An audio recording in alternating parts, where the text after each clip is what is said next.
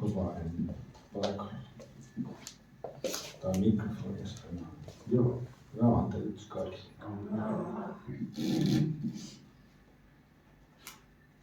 Laulettiin rististä tuossa.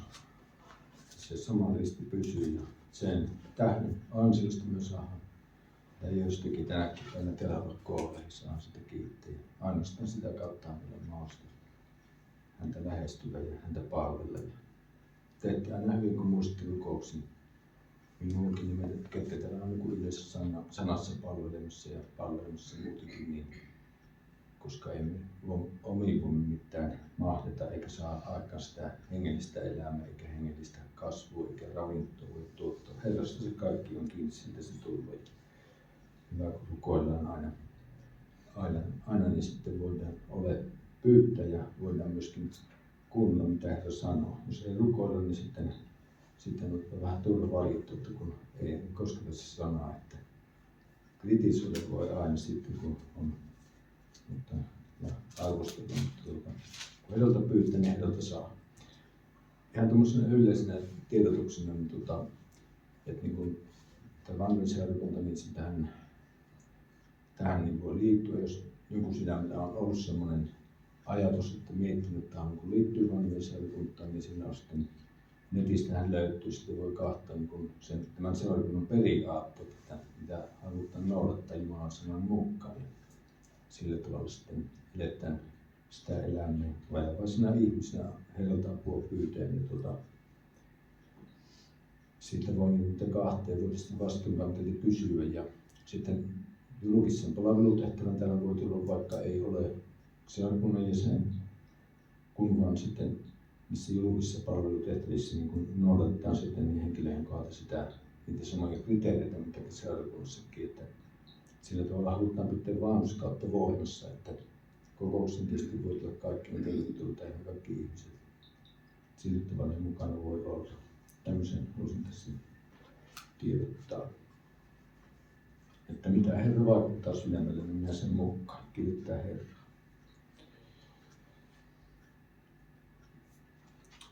Tuosta alkuun luen, niin kiitetään Herra myös siitä, mitä on kuultu. Erittäin hienoja. Kaikki laulut olivat ja tuo aloitussanakin. Niin luen tätä psalmista 2 alkuun tähän. Täällä on Herra ja hänen voideltunsa Jeesuksen nimessä. Tämä on Herran sana. Miksi kansat kohisevat, kansakunnat turhia ajattelevat? Maan kuninkaat nousevat, ruhtinat yhdessä pitävät neuvoa Herraa ja hänen voideltuansa vastaan.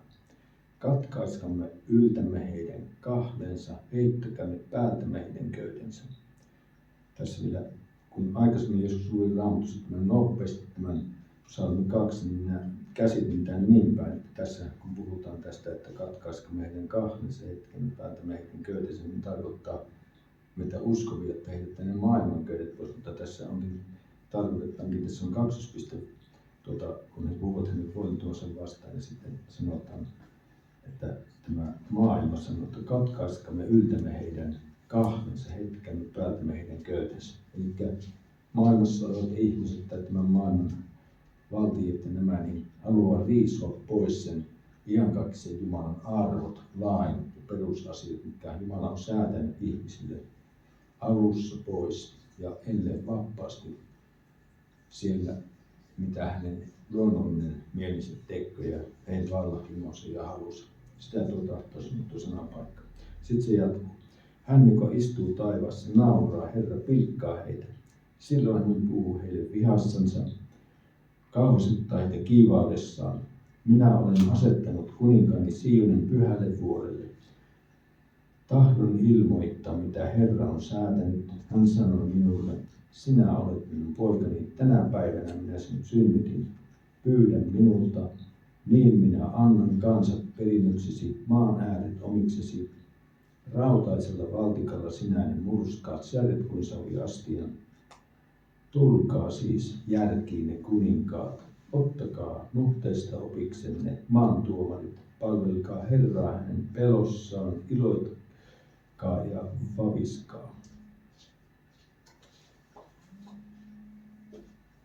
Suudelkaa poikaa, ettei hän vihastuisi, että ette suistuisi tieltä, sillä hänen vihansa syttyy äkkiä.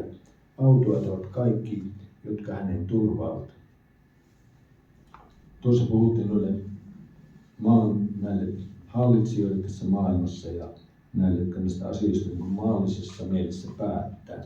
Mutta siinä on myös meille niin hyvä sana tässä ihan meille kohtaan, kun tuossa lopussa sanotin tuossa, että palvelkaa Herraa hänen pelossaan, iloitkaa ja vaviskaa. Suudelkaa poikaa, ettei hän vihastuisi, ettekä te suistuisi tieltä, sillä hänen vihansa syttyy äkkiä. Autuaita ovat kaikki, jotka hänen turvaavat. Autuaita, onnellisia, saavat sen luvaton, mitä Jumala on omille lapsille luvannut. Ja niin voimallisesti tuossa Herra puhuu tosiaan. Ja hän sanoo tuossa näille maailman johtajille, näille, jotka niin kuin ovat vallan saaneet Jumalalta ja arvella, että se on nyt heidän kädessään. He ovat tässä niin kuin päättämässä asioista loppupelissä, niin Jumala sanoo sille heille, että tähän, joka istuu taivaassa, nauraa heillä. Herra pilkkaa heitä. Heidän ne päätökset ja muut eivät ole. Ja ne asiat, mitä he luulevat tai tekevät, ne pysyvät, ne eivät ole pysyviä. Ne ovat semmoisia, että Jumala on meidän yläpuolella ja se on vain Jumalan sallinnusta ja semmoista kansien ohjausta, mitä tapahtuu siellä. Ja he on sitten loppupelissä niin Jumalan rinnalla pieniä tekijöitä. Ja täällä kun otetaan ihan ilmestyskirjan lopusta niin tähän, ei ihan lopusta, mutta 21. luku, niin sanotaan, että viimeinen tuomio, 21 luku, hetkinen se on 20 ja 11 eteenpäin. Minä näin suuren valkoisen valtaistuimen, sillä istuvan, hänen kasvojen pakenivat taivas ja maa, eikä niille sijaa löytynyt. Tuossa näkyy Jumalan väkevyys, suuruus, mikä hän on oikeasti, kun hän on kaiken luonut. Ja kun tullaan nuo hetket, niin siitä sinun pitää lähteä toisten tekijöiden muun siirtyä. Hän määrää asiat lopussa. Ja myös tänä päivänä. Näin myös kuolleet, suuret ja pienet, seisomassa valtaistuimen edessä. Ja kirjat avattiin vielä yksi kirja, elämänkirja, ja kuolleet tuomittiin sen perusteella, mitä kirjoihin oli kirjoitettu tekojensa mukaan. Meri antoi ne kuolleet, jotka siinä olivat, ja kuolema ja tuonella antoi ne kuolleet, jotka niissä olivat, ja kukin heistä tuomittiin tekojensa mukaan. Kuolema ja tuonella heitettiin Tulisen järveen. Tämä on toinen kuolema, Tulinen järvi. Jos jonkun nimeä ei löytynyt elämänkirjasta kirjoitettuna, hänet heitettiin Tulisen järveen. Jumala puhuu siinä, kaikkivaltias Jumala, miten hän nuo asiat tekevät tuossa vaiheessa ja sitten päättävät tuossa vaiheessa, kun tuo hetki tullut, että ihmiset joutuu tuomiolla hänen kasvojensa eteen. Jumala on sanassaan senkin ilmoittanut meille. Ja näin on Jumala päättävä kaikki ja tekevä ja antava sitä aikana uudet aikakaudet, uudet taivaat ja uudet maat. Ja siellä saavat ne Herran omat, jotka ovat hänet valinneet omaksi vapahtajakseen ja ovat hänet kuulijaista, niin saavat siellä olla sitten. Ja se on niin kuin sitä valtavaa, että sinne menee tosiaan ne, jotka on vapaaehtoisesti valinnut palvella Herraa. Mitä se ei olisikaan taivas, vaan on ne, jotka on niin halunnut lähteä sille tielle ja saada sen Jumalan armeijan puhdistuksen omaan elämänsä. Sinne me ollaan matkalla uskovina. Luen vielä tähän kohtaan liittyen yhden kohdan tuosta Raamatusta, tuosta Jeremian kirjasta. Tämä tuli minulle sydämelle, kun ajattelin tätä asiaa, niin ajattelin, että luen tämän pätkän täältä vielä 27. luvun Jeremian kirjasta. Tuossa oli tilanne tuossa Jeremian kohdalla, että hänet oli valittu profeetaksi Israelin kansalle ja myöskin yli valtakuntaan sinä aikana, kun ne eli. Jumala oli kutsunut ja hänen antoi hyvin vaikea tehtävä. Hän tuli olla profeetta siinä vaiheessa, kun Israelin kansa oli siirtynyt pois Jumalan sanan perustusta jo etemmäksi kauemmaksi syntiin. Nyt tämä Jeremia, Jumala asetti hänet varoittamaan ja myöskin ohjaamaan kansaa takaisin Jumalan yhteyteen, varoittamaan sitä synnistä, sitä luopumusta, sitä hengellisestä haureudesta, mihin Israelin kanssa oli joutunut, kun oli lähtenyt etsimään ja palvelemaan muiden kansojen jumalia. Ja sitten myöskin hän tuli neuvomaan, että hyvin monessa kohtaa, kun luket Jeremian kirjoja, hän sitten sanoo, kun ensin tullut tuo sanoma siitä, että mihinkä se johtaa tämä tie, niin sitten hän neuvoi sen tien, hän sanoi, kääntykää. Nyt Jumala vielä armahtaa, että Jumala ei meitä rankasisi. Ja on hyvin voimakas sanoma siitä, että ellei tuo kansa käännä, niin sitten tuo Baabelin viholliskansa tulee miehittämään tuon Israelin. Se miehitti ensin sitten Juudan ja Jerusalemin.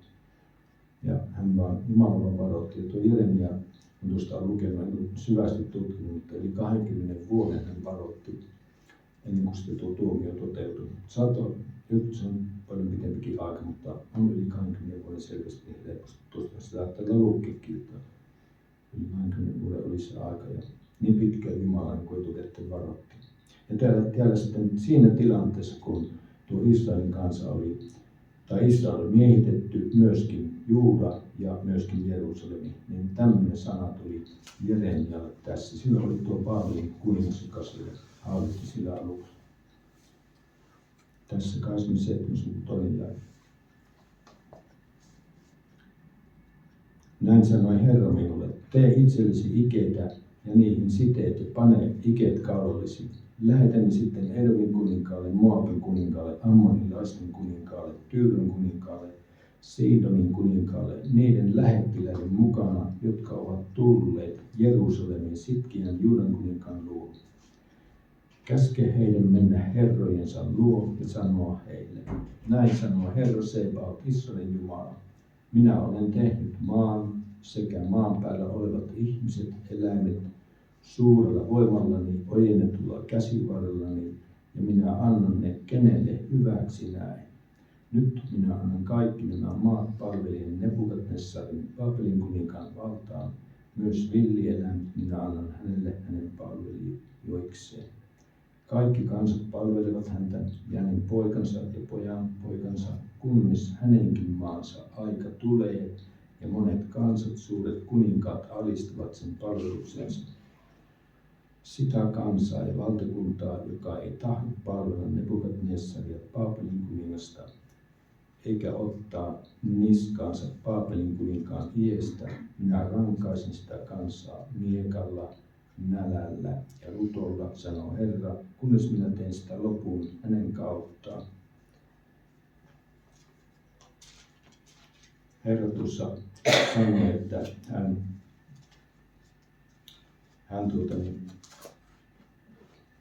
on asettanut tämän, tai hän kutsuu palvelijaksi että Nebukadnessaria. Hän oli jumalaton mies ja hän tekosivat varmaan ihan kauheita siellä. Ei ihmishengellä ollut mitään merkitystä, mutta Jumala on tämmöinen Jumala. Hänellä on tämmöinen kädessään tämmöinen toimi tämän maailman keskellä, joka on sieluvihollisen puoleen kääntynyt. Sillä sanotaan Raamatussa, että maailma on pahan vallassa. Jumala on se yläpuolella, mutta Jumala ohjaa sitten niitä kansojenkin vaiheita. Ja nähdään tuosta hän sanoi siitä Faaraustakin aikanaan, hän sanoi, että mitä varten minä hänet nostin, että Jumalan kunnia tulisi näkyviin sitten siinä tuomiossa ja Israelin kansan kohdalla. Ja me saadaan huomata tämmöinen asia tuosta Raamatusta, että on Israelin kansa, on niin kuin maailman kansakunta ja Jumalan seurakunta ja Israel on se kansa, josta Raamattu sanoo, että tästä Israelin kansasta on tullut kaikki isät, nämä mitä Raamatussa on kaikki patriarkat ja ne Vanhan testamentin Jumalan palvelijat. Ja Israelin kansalle on uskottu Jumalan sanaa ja Israelin kanssa Jumala on tehnyt kaikki liitot, mitä on tehnyt alun perin Israelin kanssa. Ja Israelin kansan kautta on tullut myös Juudan sukuunsta jalopeura Jeesus Kristus, joka on voittanut. Ja Jumala on hyväksynyt tällä tavalla valitettu Israelin kanssa, eikä ole katunut, tai hän ei ole sitä valintoa päättänyt vielä, vaan Jumala tullut myös Israelin kansan kautta niin näyttämään pakana kansalle tulevina aikoina, kuka hän on ja myöskin hänen poikansa tullut sinne takaisin siihen maahan. Hän on valinnut tämmöisen asemaan Israelin kanssa omalla valtasuudella ja vallallaan. Ja sitten ollaan me Jumalan seurakunta tänä päivänä, jonka me saadaan kuulla uskovina. Me ollaan niin hyvin tärkeää, että Jumala meille on tullut se armo. Kun Israelin kanssa hylkäsi Jeesuksen, niin lähetettiin sanaa pakana kansalle syntyneet pois sen maahan asti ja myös se armo. Itse kukin niin kuultu Jumalan ääni, tämä luojan ääni, hänen poiksen Jeesuksen Kristuksen luokse kutsu ja hän on vetänyt sinne asti tulla ja päästy syntien anteeksi saamisen kautta sitten tähän Jumalan lapsiksi. Ja me ollaan se kansa tänä päivänä, jonka näihin eri kansojen vaiheiden keskellä Jumala on pannut hänen kunniansa esille tuomaan. Me eletään nyt sitä seurakunnan ja pyhän aikakautta ja Jumala niin haluaa, että meidän kautta tullut hänen olemuksensa ja hänen pelastussuunnitelmasta tiettäväksi pakana kansalle. Raamatussa sanoo, että tämä valtakunnan evankeliumi saarnataan kaikille kansalle todistuksiksi kaikille kansalle ennen tämän aikaiden päättymystä. Ja me ollaan siinä valtavassa asemassa tänä päivänä, että on saatu tämä lapsioikeus ja ollaan Jumalan mielisuusion alla Kristuksen tähden ja meidän tehtävä on tämä evankeliumi eteenpäin. Ja nyt me sitten siirryn tuonne Uuden testamentin puolelle tai tuosta roomalaiskirjeestä tai siirrytään. Luen tätä roomalaiskirjeen 4. luvusta, otan 25 jaakkeesta ja sitä eteenpäin sitten 5. luvun puolelle. Siis hänet Jeesus annettiin alttiiksi meidän rikkomustemme tähden ja herätettiin kuolesta meidän vanhurskauttamisemme tähden. Koska siis olemme tulleet uskosta vanhurskaiksi, meillä on rauha Jumalan kanssa, meidän Herramme Jeesuksen Kristuksen kautta. Hänen kautta me olemme saaneet pääsyn uskossa tähän armoon, jossa nyt olemme, ja me kerskaamme Jumalan kirkkauden toivosta. Emmekä ainoastaan siitä, vaan me kerskaamme myös ahdistuksista, tietäen, että ahdistus saa aikaan kärsivällisyyttä, kärsivällisyys koetuksen kestämistä, koetuksen kestäminen toivoa, mutta toivo ei tuota pettymystä, sillä Jumalan rakkaus on vuodatettu meidän sydämemme Pyhän Hengen kautta, joka on meille annettu.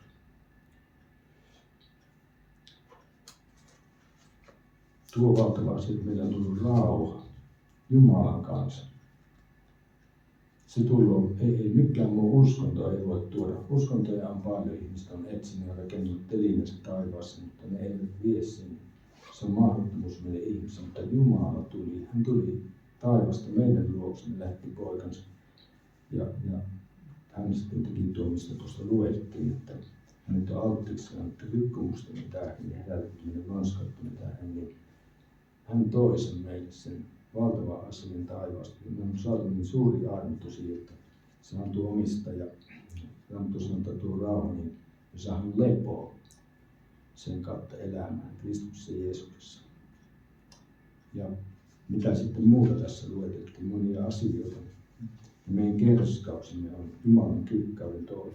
Ja sitten sanottiin tuossa tosiaan 5. jakeessa, että Jumalan rakkaus on vuodettu meidän sydämemme Pyhän Hengen kautta, joka on meille annettu.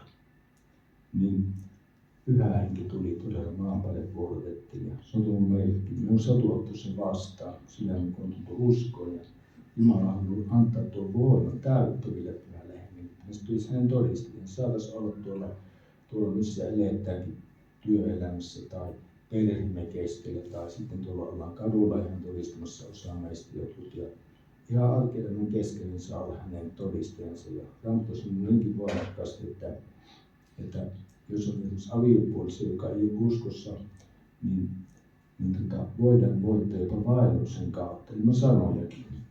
Kun me uskovina saadaan omista tämä Kristuksen täytteys elämä ja Pyhän Hengen täytteys, niin se näkyy. Se on niin voimainen, että tottahan se näkyy niille, jotka ei ole uskossa ja ne saa sen kutsun kokea elämässä ja nähdä sen uskoelämän synnyttämän Jeesuksen synnyttämän vaelluksen. Ja sitten tuossa tuo valtava asia, kun sanotaan, että tuo pyhän hengen kautta tuo rakkaus, niin ajatelkaapa Jeesusta. Jeesus oli varmasti tarpeeksi pyhä itsessään, koska oli Jumalan poika. Mutta hän tarvitsi täyttyä pyhällä hengellä. Kun hän sitten kastettiin, niin hän näki, tai tuossa Raamatun sanoo, että Johannes näki, niin kun kyyhkyni laskeutui, siis pyhä henki laskeutui kyyhkysen muodossa kasteen jälkeen välittömästi Jeesuksen ylle. Ja taivaasta Isä puhuu, että siitä että tämä on minun rakas poikani, johon minä olen mielistynyt. Hän ilmaisi itsessään se kolminaisuus, jos Isä puhuu taivasta, poika oli sen ja pyhä henki laskeutui hänen yleensä. Ja ajatelkaa Jeesus, joka oli pyhä, hän tarvittiin pyhän hengen kasteen, kuin ihmisten täällä vaati. Kyllähän Jeesus oli pyhyyden puolesta varmasti tarpeeksi pyhä, mutta hän tarvitsi sen koko, kun oli alistunut tekemään Isän tahdon. Hän tarvitsi sen pyhän hengen voiman siihen tehtävään myöskin. Silloin hän tuli siihen hänen yleensä. Ja miten paljon me tarvitaan sitten, jos kyllä Jeesus tarvitsi sen. Kun Jeesus oli täytetty pyhällä hengellä, niin Raamattu sanoo, että henki ajoi hänet erämään. Se voi kääntää joko, että se oli Jeesuksen henki tai sitten Jumalan henki. Hän meni erämään. Se oli Jumalan suunnitelma saatanan kiusattavaksi. Jumala halusi sen, että näin on, että se koetellaan. Että tämä Jumalan voima, joka oli asettunut Jeesukseen ja hänen elämänsä, hänen kuuliaisuudet koetellaan. Silloin sitä koetellaan. Ja sen takia niin enää itse sinäkin, jos olet uskon tullut, sinua koetellaan. Jos sinut näe Jumala tai sinut on kasvattu pyhällä hengellä, tämä Jeesuksen vastaan, niin älä ole pelossasi, jos sinä ei ole valtavien koetuksia sinun mittakaavassa. Se on kuullut tähän uskoelämään, mutta Jumala ei ole muuttunut. Hän on sama valtaistumilla yleensä ihan samalla tavalla. Ei hän järky meidän koettelemuksista eikä meidän vaihteluista. Meillä on tällä muutos ja vaihtelu, mutta kiitos Jumala, että Jeesus on sen läpikulkinen. Hänellä ei mitään ennen ole. Hän on voittaja ja luonnon viippejä. Niin, me tarvitaan tuon pyhän hengen täytys, koska Jeesuskin tarvittiin. Ja kun Jeesus oli koitettu, kun hän siltä tuli, niin Raamattu sanoi, että hän palasi täydessä hengen voimassa. Ajatelkaa, hän oli valtavassa koetuksessa, suurimmassa kuin kukaan meistä, vai kukaan ihminen maan päällä, muu ihminen hänkin oli silloin. Niin sen koetuksen jälkeen se pyhä hengen voima täyttäisi, joka hän oli pantu, niin se pääsi, siinä tuli se valtuutus, Jumalan valtuutus sen koetuksen jälkeen. Sitten hänellä oli se valtuutus, täydellinen valtuutus, hän oli saanut yliottaa saatanasta, oli torjunut ne kiusaukset ja nyt hänellä oli se täyttäisi. Hän alkoi tekemään niitä asioita, jotka Jumala oli edeltäpäin valmistanut, niin kuin Jeesus sanoi, että näin on kirjoitettu. Hän vaatsi niissä asioissa, jotka Jumala oli hänelle suunnitellut. Sitten menen tuosta samasta asiasta niin tuohon Timoteus-kirjeeseen. Ensimmäinen Timoteus-kirje. Tarvitaan mennä sinne katsomaan Raamattua tuosta. Sama asia tässä on esillä edelleenkin, mutta ensimmäinen Timoteus-kirja, ensimmäinen luku ja tästä on muutamia kohtia. Paavali kirjoitti Timoteukselle tämän kirjeen opetuslapselle, hänen kasvatilleen. Jumalan palvelija oli myös Timoteus ja hänelle tässä annettiin ohjeita, mutta nämä käy meillekin hyvin nämä ohjeet ihan omaa elämää. 5. jakeessa Paavali sanoi tämmöisen hyvin keskeisen asian. Käskymme päämäärä on rakkaus, joka tulee puhtaasta sydämestä, hyvästä omasta tunnosta, vilpittömästä uskosta.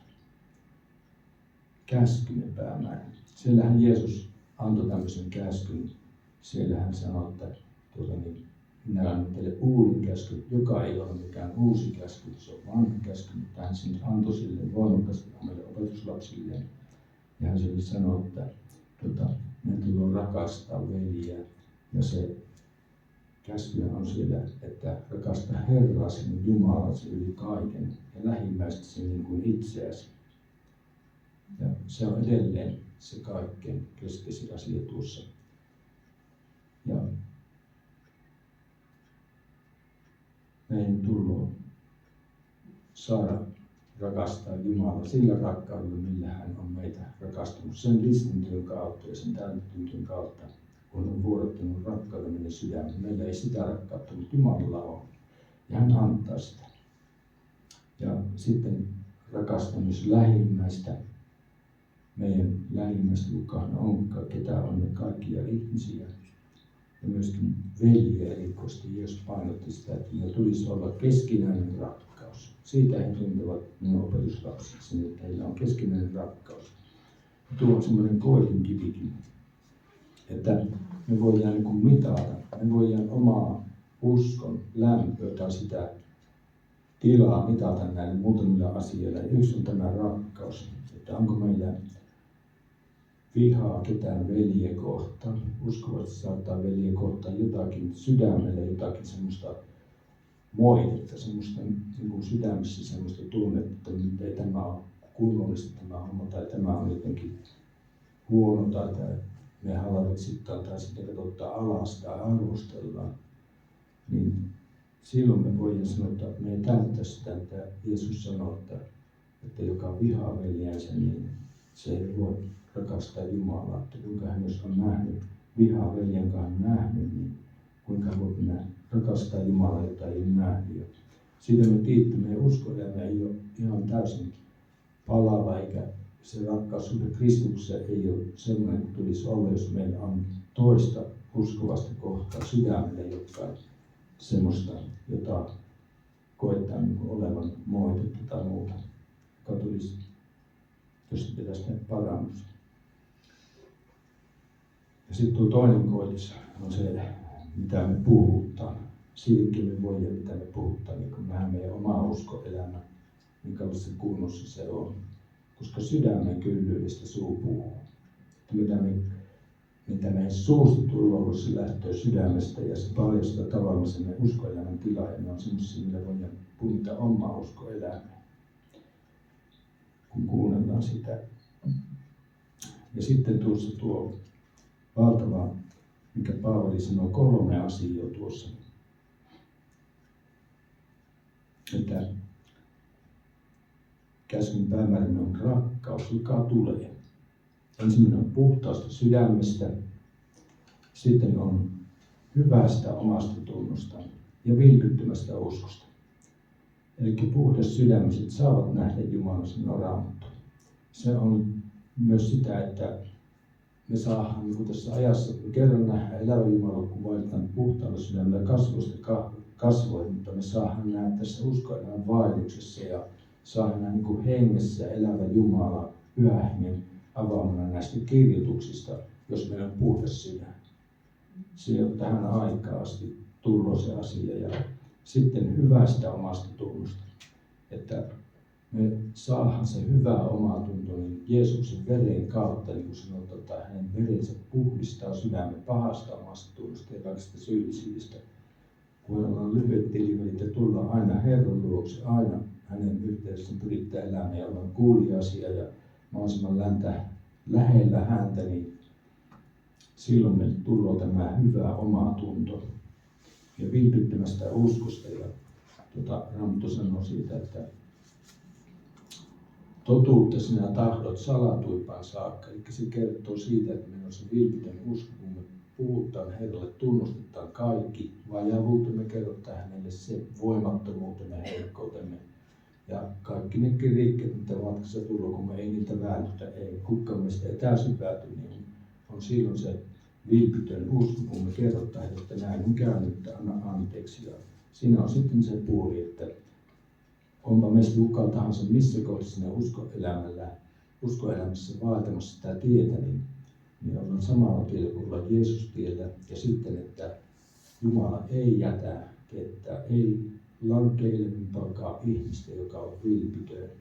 Jumala odottaa meitä vilpittömyyttä ja rehellisyyttä hänen kasvojensa edessä. Ja se on sitä, mitä Raamattu sanoo, että olko te täydelliset niin kuin minä olen täydellinen. Se täydellisyys ei tarkoita virheettömyyttä, vaan se tarkoittaa sitä eheyttä vaellusta Jumalan kasvojen edessä ja sitten niin kuin jatkuvaa kuuliaisuutta. Se kuuliaisuus tulee siihen sitä vilpittömästä vaelluksesta. Ne on semmoisia hyvin tärkeitä asioita niin uskon elämässä. Sitten luen tuosta Timoteus-kirjasta 2. luvusta alusta, mitä on tämmöinen. Paavali kehottaa siis Timoteusta. Kehotan siis ennen kaikkea anomaan, rukoilemaan, pitämään esirukouksia, kiittämään kaikkien ihmisten puolesta.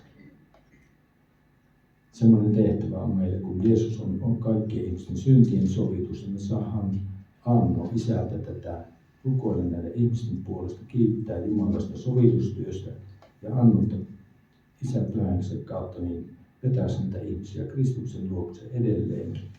Jeesus sanoi, että hän ei rukoile maailman puolesta, vaan hän rukoilee hänen omien lastensa puolesta, ei se rukoile taivaassa. Mutta niin kuin meidän tehtävä on rukoilla kaikkien ihmisten pelastumista. Ja sitten sanotaan kuninkaiden ja kaikkien vallanpitäjien puolesta, että saisimme viettää rauhallista ja hiljaista elämää kaikin tavoin hurskaasti ja kunniallisesti. Se on hyvää ja mieluista Jumalalle, meidän pelastajallemme, joka tahtoo, että kaikki ihmiset pelastuisivat ja tulisivat tuntemaan totuuden. Jumala on yksi on myös välittäjä Jumalan ja ihmisten välillä, ihminen, Kristus Jeesus. Hän antoi itsensä lunnaiksi kaikkien puolesta. Tuossa on tuommoinen kappale, ihan perusasioja. Tuossa tuo kohta 5, kun Jumala on yksi ja yksi on myös välittäjä Jumalan ja ihmisen välillä, ihminen, Kristus Jeesus. Paavali tuossa sanoi, että ihminen, Kristus Jeesus. Me tiedetään, että hän oli myös Jumala. Raamattu sanoi, että hänessä asuu Jumalan koko täyteys. Mutta siinä oli se, että Jeesus tyhjensi itsensä, niin kuin sillä Filippiläiskirjeen 2. luvussa sanoi, että Jeesus tyhjensi itsensä taivaan kirkkaudesta ja astui alas ja otti orrenmuodon. Hän ei käyttänyt maan päällä sitä, mikä hänellä oli se kirkkaus, se jumaluus, täydellinen jumaluus siellä taivaassa, vaan hän alistui tähän maan päälle, tähän niin kuin tuolla laulettiin laulusta, hän suuruudessaan alistui tulla tänne ihmiseksi maan päälle. Se on minusta sellainen valtava ihmeellinen asia, että Jumala, suuri Jumala, mistä luettiin täällä Raamatussa, minkälainen hän on meidän ihmisiin verrattuna, niin hän alistui siihen, että hän tuli lihaan. Hän tuli osalliseksi lihasta ja verestä. Se on jotain ihan käsittämätöntä se nöyryys, se semmoinen Jumalan isän tahdon tekeminen hänen pojallaan. Ja sitten siellä sanotaan hebrealaiskirjassa 2. luvussa, että hänet on tehty vähäksi aikaa enkeleitä halvemmaksi mahdollistuakseen pelastuminen. Niin semmoinen se Jeesuksen osa täällä oli, että hän vansi ihmisenä. Ja jossain kohti siellä vilahti se jumaluuskin kyllä. Hän antoi sen tulla jossakin kohti julki siellä kirkastusvuorolla muun muassa, ja joku muukin paikka voi olla. Sen lisäksi, että Pyhän Hengen voiman kautta hän teki näitä ihmeitä kyllä. Suuria ihmeitä ja Jumalan elintäpäivämistä teossa vaisi, mutta sitten hän sanoi sille ylimmäispapillisessa rukouksessa, kun oli tulossa sinne maallisen matkansa päätökseen, hän sanoi, että nyt Isä, minä tulin sinun tykösi ja otan sen kirkkauden, joka minulla oli ennen kuin maailma oli luotukaan tai olemassa. Eli siinä niin kuin Jeesus niin jälleen toisen esille selvästi, että se koko jumaluus, sen näkyminen ja voima on sitten jälleen, kun hän tulee sinne Isän luo, hän omistaa sinne. Kun hän sitten palaa tänne, niin hän tulee sitten varmaankin siinä voimassa, mikä hänellä on maan päällä. Se on niin kuin tosi merkittävä asia, että hän suoritti sen elämänsä maan päälle ja sovituksen ihmisenä. Että hän palveli elävää Jumalaa, kulki sen tien ilman syntiä ihmisenä, jota minkä ei pystytä, mutta hän avasi sitten meille sen tien. Kiitos Jumalalle. Tämmöinen on tässä ja ihan sitten luen tästä meidän yhteydestä ja seurakunnan yhteydestä Roomalaiskirjeen. Se on Korintolaiskirje. Ensimmäinen Korintolaiskirje ja 12 lukua. Kun me vaelletaan tiellä, mitä Raamattu sanoo siitä, kun kuulutaan Jumalalle, ollaan Kristuksessa Jeesuksessa, hänen jäseniään. Paavali kertoo tässä 12 luvussa ensimmäistä korintolaiskirjettä niin näistä Jumalan hengellistä lahjoista, palveluviroista, tehtävistä, jotka meille on annettu, ja sitten siitä yhteydestä, mikä meillä on Kristus ruumis toinen toisemme ja Jumalaan, niin luen tuosta 12 jakeesta, mutta ensin tuosta 27. jae. Tässä puhuu Paavali Kristusruumista, ja siinä voidaan ymmärtää, että tuo Kristusruumis on kaikki uskovat, mitä on maan päällä. Se on niin, että se muodostaa sen suuren Kristuksen ruumiin, mutta sitten tässä on myös ulottuvuus tähän paikallisseurakuntaan, koska tälle sanotaan. Paavali sanoi tälle seurakunnalle, Korinton seurakunnalle, tällä tavalla, te olette Kristuksen ruumissa ja jokainen osaltanne hänen jäseniään. Eli Jumala on tämmöinen monessa Raamatun paikassa, että se ei ole yksistään se sana niin kuin yhtä asiaa tarkoittavaa, vaan sillä on monta merkitystä, ja se on semmoinen vähän vaikea ihmisellä, kello on neuvonlaskuoppi opetettu, niin aina ymmärtää se, että Jumalan sana ei tarkoita vain tässä näin ja tästä poikki, vaan sillä on monta merkitystä samalla sanalla, ja Pyhä Henki soveltaa sitä tavallaan niin kuin monen eri asiaa. Tässäkin on semmoinen tila. Eli me voidaan ajatella myös niin, että tämä tarkoittaa tähän paikallisseurakuntaan ihan meidänkin tätä pientä seurakuntaa. Täällä sanotaan näin. Niin kuin ruumis on yksi, siinä on monta jäsentä, mutta kaikki ruumiin jäsenet, vaikka niitä on monta, ovat yksi ruumis, niin on Kristuskin. Meidät kaikki, olimmepa juutalaisia, kreikkalaisia, orjia tai vapaita, on yhdessä hengessä kastettu yhdeksi ruumiiksi, ja kaikki me olemme saaneet juoda samaa henkeä.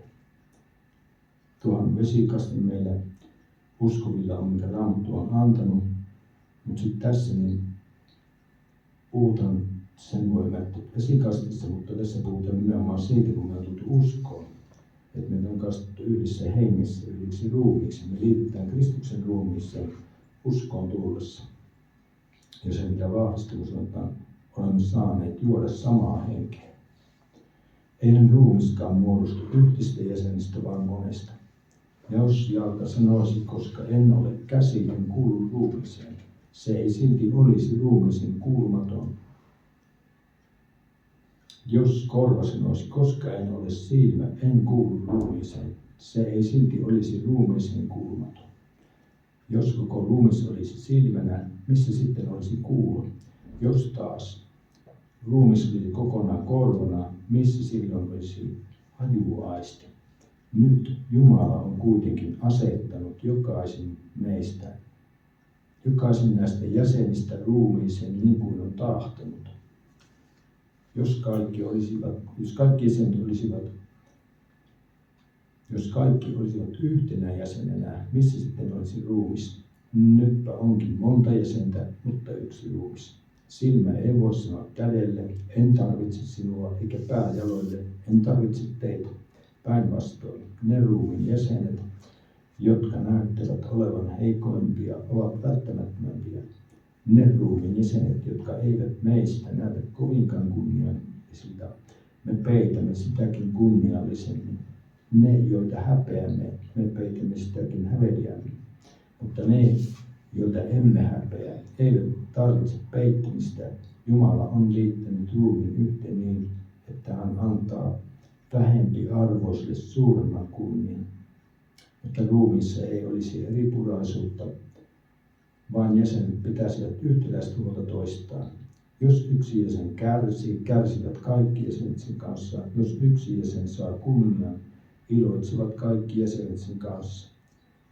Tuossa on sitten te olette Kristuksen ruumista, jokainen osaltanne hänen jäseniään. Jumala asetti seurakuntaan ensinnäkin jotkut apostoliksi, toiset jotkut profeetoiksi, kolmannet jotkut opettajiksi. Sitten hän antoi luonnollisia tekoja. Sitten armolahja parantaa, avustaa, johtaa, puhua eri kielillä. Tuossa oli niistä tehtävistä sitten ja niistä viroista, mitkä Jeesus Kristus jakaa omilleen. Niin tuossa on tosi tärkeä luku ja se puhuu meille tuosta, että me ollaan, kun Jumala asetti ruumiiseen. Jumala asetti sinut Kristuksen ruumiiseen, kun sinä nyt uskon. Jumalasta on sinun olemisesi Kristuksessa, Jeesuksessa. Ja me ei olla valittu sisari ja veli. Jumala on se, joka on valinnut meille uskovat sisaret ja veljet. Se pitäisi meidän panna vähän näytölle paikalle, että se on kuin sisari ja veli, joka on seurakunnassa. Niin sillä on se sama arvo Kristuksen ruumiin jäsenenä kuin itsellänikin on. Riippumatta siitä, mikä on se palvelutehtävä, mikä on se näkyvä paikka tai näkymätön paikka. Herra on ostanut kalliilla verellä meidät kaikki. Ja sieltähän se pitäisi avata tietä siihen rakkauteen, siihen yhteyteen, siihen, että me ymmärretään se suuri arvo, mikä meille on tullut ja arvo. Ja sitten ymmärretään siinä rakkaudessakin kolmas osa, se rakasta lähimmäistäsi niin kuin itseäsi, eli me ymmärrettäisiin myös omalle kohdalle se arvo, mikä on Kristuksessa, mikä uhri Jumala on antanut meidän puolesta, niin että me arvostaisimme sitä omaa elämää, omaa osaa. Eikä katsottaisi sitä, että me jotenkin, jos koetaan huonommuutta tai heikkoa itsetuntoa tai muuta, niin me arvostaisimme, että meillä ei ole mitään arvoa. Mutta minkä arvoksi me ollaan Herran sovitusten takia sisarettuneet jokainen. Minäkin, joka on kärsinyt valtavasti minusta itsetunnosta ja orpoudesta ja vuosikymmeniä pitkät ajat elämästä, niin minäkin saan sitä vähitellen oppia, että Kristuksen tähden Jumala rakasti niin paljon tämmöistä reppana, että hän suostui menemään ristille minunkin takia ja se nostaa sen arvon, se nostaa sen sillä tavalla, että se kunnia tulee Jumalalle, joka kerskaa sen kerskauksena olkoon Herra. Tietää ei itsessä ole kerskaamista, eikä Herrassa ole. Eikä hänessä ole vähän kehomista kuin meidän Herrassa on. Hän on valtava. Ihana Jeesus, valtava Jeesus. Häntä saa korottaa. Ja sitten sanotaan, että yhdessä hengessä, niin tuo kastuu se korottiin tuosta.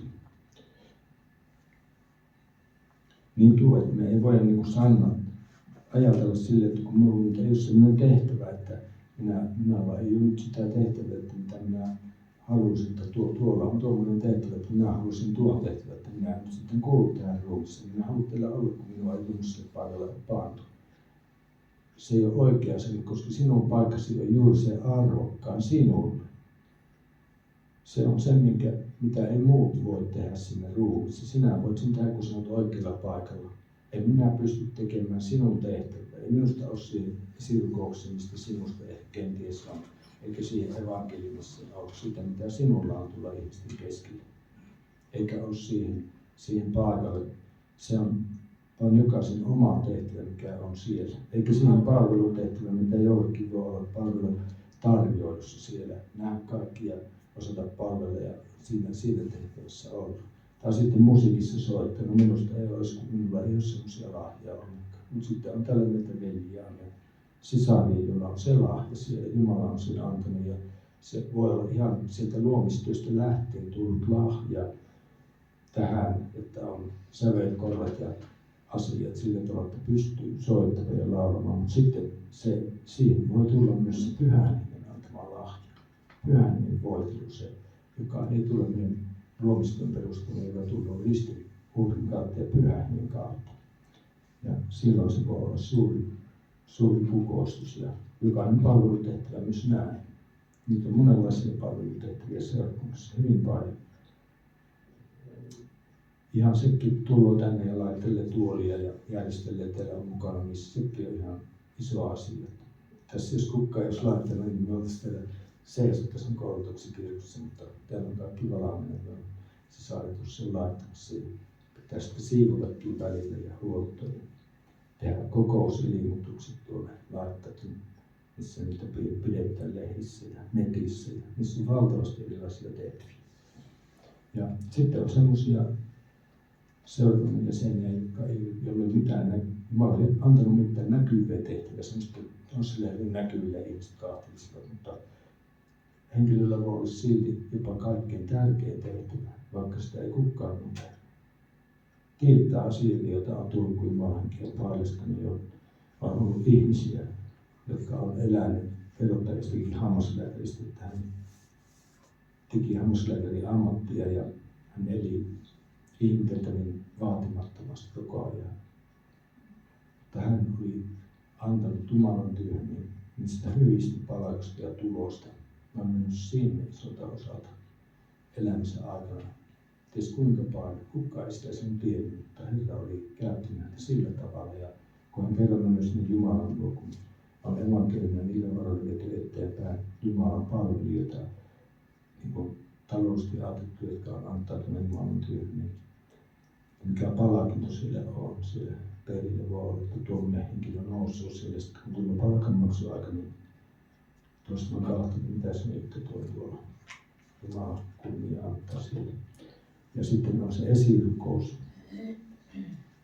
Se on kaikkein luulen suurissa arvoisin, jos on henkilöitä, jotka viipyy ja on henkilöitä. Jumala on tänäkin aikana Suomen Sionissakin herättänyt esirukoilijoita, jotka seisoo Jumalan edessä. Viettävät aikaa kahden kesken Herran kanssa, ovat niin kuin Herran neuvottelussa. Niin kuin Jeremian kirjassa sanotaan, että kuka on ollut Herran neuvottelussa, kuka on kuullut hänen äänensä. Niin eipä ole sen arvokkaampaa tehtävää kuin niille, jotka seisoo Herran neuvottelussa, kuuntella mitä hän sanoo. Ja voivat sitten tuoda vaikka lyhyesti sen, mitä Herra on siellä puhunut tai ovat siellä rukouksissa. Ja niin poispäin. Niitä on niin paljon, mitä asioita ihan Jumalalla on kaikenlaisia palveluita ja tehtäviä. Mikä sitten onkaan, niin kuin Marko joskus sanoi, että hän on joskus rukoillut Jumalalta, jossa mainitaan, niin sanoi, että jossakin tilanteessa, kun on sellainen Jumalan henki koskettaa, että oi Herra, jos sä olisi vaikka ihokarva sinun ruumiissa, se on sekin ruumi, jossa mistä me tiedetään, jos katsotaan kokonaista Kristuksen ruumista, niin ei me kovin iso pala siitä ole, mutta joku paikkahan meillä on. Se on solu ja hirveästi Kristuksen ruumissa, sillä on näitä tämmöisiä asioita. Mutta Herra tietää kaiken, hän on se, että on itsekin. Joo, me ei tarvitse tosiaan, sinä et tarvitse vähätellä omaa osuuttasi. Ja sinä, joka koet huonommuutta siitä, että et ole elänyt oikein, ehkä kertiessä että Jumalan henki vähän niin sydämessä nuhtelua. Ja ajattelet, että minä en pysty täyttämään tätä paikkaa tässä näin, ikään kuin ollut sillä paikalla, niin me saadaan tulla Herralle ja sanoa, kertoa se hänelle. Ja hän on voimallinen meidät panemaan, niin kuin laittamaan sille paikalle ja antamaan sen paikan, mikä meille kuuluu. Ja jos ajatellaan paikallisseurakuntaa, niin meidänkin seurakuntaa, niin on tärkeää sillä, että jos koet omaksi seurakunnaksi, niin tulla aina, kun on mahdollista, niin kokouksiinkin. Tietysti me ei aina joka koskaan päästä sillä tavalla, eikä varmaan olekaan, mutta kyllä jotkut ihmiset on ollut, ja siinä aivan tuolla Pohjois-Karjalassakin yhdessä helluntaisseurakunnassa, niin yksi vanhemmista veli, niin se kertoi sitä, että kun vuosikymmeniä oli ollut, niin hän pystyi sanomaan, että mä luokerttu oli ollut kokouksesta pois muutaman kerran. Se on hänen osalla ollut se tehtävä ja hyvin tärkeällä paikalla, mutta yleensä niin, että silloin kun voidaan tulla, kun se on vain suinkin mahdollista, niin voidaan tulla yhteen. Ja silloin se Kristuksen ruumis toimii myös niillä paikallisella tasolla parhaiten, kun jäsenet on paikalla, koska siinä on juuri tämä, että on nämä armolahjatkin, mitkä sitten toimii seurakunnan rakennukseksi. Parhaiten ne silloin toimii, että on kautta, jos sen seurakunnan mukana niissä toiminnoissa. Ja vaikka niitä on sitten käyttää, niitä armolahjatkin tässä seurakunnan rakennuksessa käyttää, jos ei ole paikalla. Ja sitten nämä tehtävät myös, mistä puhuttiin. Tässä Jumala asettaa niitä virkoja tehdäkseen Kristuksen ruumiin sen täysin valmiiksi palveluksen työhön. Eli on muutamia virkoja siellä, mitkä Jumala on asettanut valmentakseen meitä, jotka kuulutaan Kristuksen ruumiista, mutta myös kykeneviä palvelemaan sitä siinä, mitä Jumala sanoo. Ja nuo tehtävät antaa Jeesus Kristus, hän on se, joka antaa tehtävät. Pyhä Henki jakaa armolahjat. Hänen tehtävänsä on jakaa armolahjat sen mukaan, kun me tarvitaan. Ja sitten Raamattu sanoo, että Jumala on se, joka on kaiken voimavaikutuksen takana, näin armolahjien muiden takana. Niin hän on se, joka kaikissa vaikuttaa. Ja tässä on sitten tästä armolahjasta, mutta niin voi sitten toinen kerta, voisi niistäkin vähän ihan tämä sanapuolta vähän käyttää sitten muutamia kokemuksia elämän varrelta, missä on sellainen kokista, että Jumala on oma elämä ja korjumus seurakunnan elämäkin, niin ihan sitä korjausta on tullut niin pyhänkin armolahjien kautta. Ja sitä tapahtuu tänäkin päivänä ja saakka meidänkin seurakunnassa olla, että saa täytettyä hengellä. Ja sitten, että nuo armolahjat, me saadaan pyytää ja rukkoille Jumala on ainoa, että moninaista armolahjat meidän keskellä saa olla käytössä, koska ne on seurakunnan rakentukseksi. Että niin jos ajatellaan, että ollaan vain sananvarasta ja halutaan näitä niin semmoisia opetustaitoja ja halutaan armolahjia, koska niitä pidetään paraattina, niin sitten kyllä sille sanallekin, kyllä me pysytään uskossa, mutta se rakentuminen jää vaillinaiseksi ilman pyhän hengen voimallista läsnäoloa ja armolahjia. Se ei tule semmoisessa, jos pyhänkin ratkitsi sopii olla seurakunnan keskellä. Kunnia Jumala, koska se on hänen ajatuksensa. Ja sitten sanotaankin täällä lopuksi tämän luvun lopussa, niin että tavoittelkaa innokkaasti parhaimpia armolahjoja ja vielä minä osoitan teille verrattoman tien. Siinä sitten alkaa tuo luku rakkaudesta. Ja minä lopetan sitten tuon tähän kerrotasti, kun tuossa rakkaudesta puhuttiin, niin minkälainen on tämä rakkaus, Jumalan rakkaus, on tässä 13. luvussa. Mikä on vuodatettu meidän sydämen pyhän kautta. Ja mikä ei ole lähtöisin meidän luonnollisista ihmisistä, vaan se tulee taivaasta Jumalasta. Tämä rakkaus, niin se sanotaan, rakkaus on pitkämielinen, rakkaus on lempeä, rakkaus ei kadehdi, ei kerskaile, ei pöyhkeile, ei käyttäydy sopimattomasti, ei etsi omaa etuaan, ei katkerudu, ei muistele kärsimänsä pahaa, ei iloitse vääryydesta, vaan iloitsee yhdessä totuuden kanssa. Kaikki se peittää, kaikessa uskoo, kaikessa toivoo, kaiken se kärsii. Rakkaus ei koskaan häviä.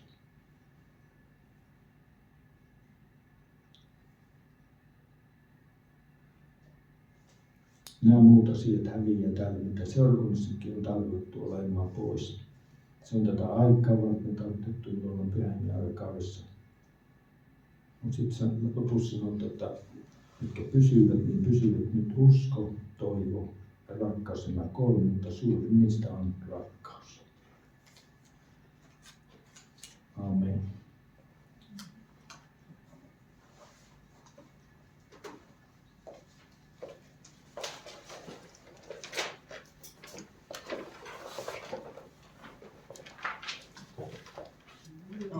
Kiitos Herralle Risto Ristin puheesta.